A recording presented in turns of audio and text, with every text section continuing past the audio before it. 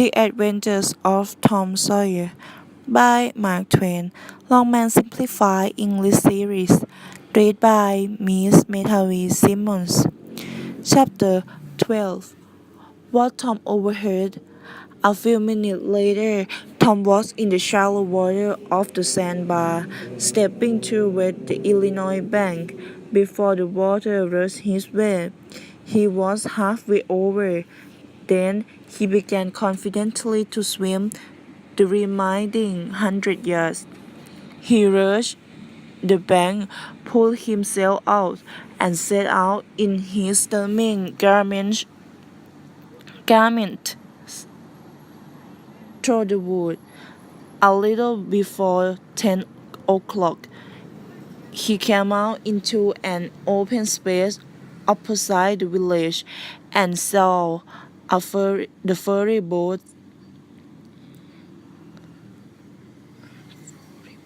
lying by the high bank. He crept down, slipped into the water, swam a few yards, and climbed into the rowing boat fastened to the ferry boat. He lay down and waited. Soon the bell rang. A voice gave the order to cast off, and the voyage began. Tom was pleased at his success, for he knew that it was the boat's last trip for the night. A quarter of an hour later, the engine stopped. Tom slipped overboard and swam ashore, landing 50 yards downstream, where there was less danger of being seen. He flew along deserted lanes and soon found himself at his aunt's back fence. He climbed over and approached the window of Aunt Polly's room, for a light was burning there. There sat Aunt Polly, Sid, Mary, and Joe Hubbard's mother, grouped together, talking. They was by the bed, and the bed was between them and the door. Very slowly, Tom pressed open the door, trembling every time it cracked. When he judged that he might grab through on hand and knees, he put his head through and began. What is candle burning so badly? Said Aunt Polly. Tom hurried up. Why, that door's open, I believe. Sid, go and shut it. Tom disappeared under the bed just in time. But, as I was saying, said Aunt Polly, he wasn't bad, only mischievous. He never meant to do any harm, and he was the best hard boy that ever lived. She began to cry. My Joe was the same. He was full and monkey tricks, but always unselfish and kind. I whipping him for talking that cream, forgetting that I throw it out myself because it was so. It is heartbreaking to think that I never see him again in the world. Never. never. Poor ill-treated boy. Mr. Harbour, Mrs. Harbour wept bitterly.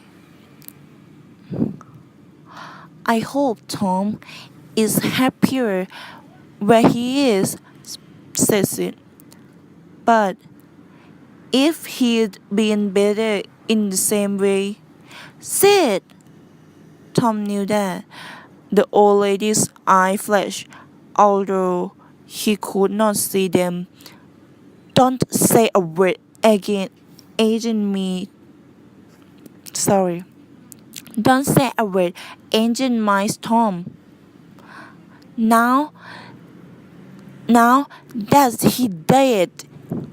Oh, Mrs. Harbour, I don't know how to give him up. I don't know how to give him up. God give and God take away. But it's so hard. Oh, it's so hard. Only lesson, only lesson today, my Joe made me jump with one of his noisy tricks, and I struck him. If he could do it again, I'd take him in my arms and bless him for it. Yes, yes, I know. That's how you feel, Mr. Mrs. Hubbard. Only yesterday, my Tom felt the cat full of painkilling, and I did think that the creator would tear the house down, and God given me. I slapped him. Poor boy, poor dead boy, but he's out of his troubles now, and the last word I never heard him say were to blame me. But this memory was too much for the old lady, and she broke down entirely. Tom was crying now, and more in pity of himself than of anybody else. He could hear Mary crying and putting in the guy in a kindly word for him from time to time. Still, he was sufficiently moved by his aunt's grief too long to rush out and overcome her with the joy of his return. But he resisted the temptation. He went on listening and gathered that it was thought at first that the boys had been drowned while halfway asleep. Then the small rat had been missed. Next is what remembered that the missing boy had promised that the village would hear something soon. Startling soon. The opinion of most people was that the boy has gone off and the raft and would appear at the next town downstream. But at noon, the raft had been found edging the bank 5 or 6 miles below the village. They must be drowned, although which hunger would have driven them them home. This was Wednesday night. If the boy continued to be missing, and if their bodies were were not recovered from the river before Sunday, all hope would be given up, and the, the funeral service would be held on Sunday morning. Tom Tom Shepard, Miss Mrs. Harper, waved her eye and said good night and left. Aunt Polly was far more tender than actual in her good night to Sid and Mary, who went off crying. Aunt Polly knelt down and prayed for Tom so earnestly and with such infinite love in her words and her own trembling, trembling, trembling voice that Tom's eyes were streaming with tears long before she had finished. He had to keep still long after she had gone to bed. Off she was restless and kept on murmuring heartedly, but at last she lay still, only moaning a little in her sleep. Now the body stole out and stood regarding her. His heart was full of pity for her. He took out the bark roll and placed it by the candle by something certain to him, and he stood considering. A smile lifted up his face, and he put the bark back in his pocket.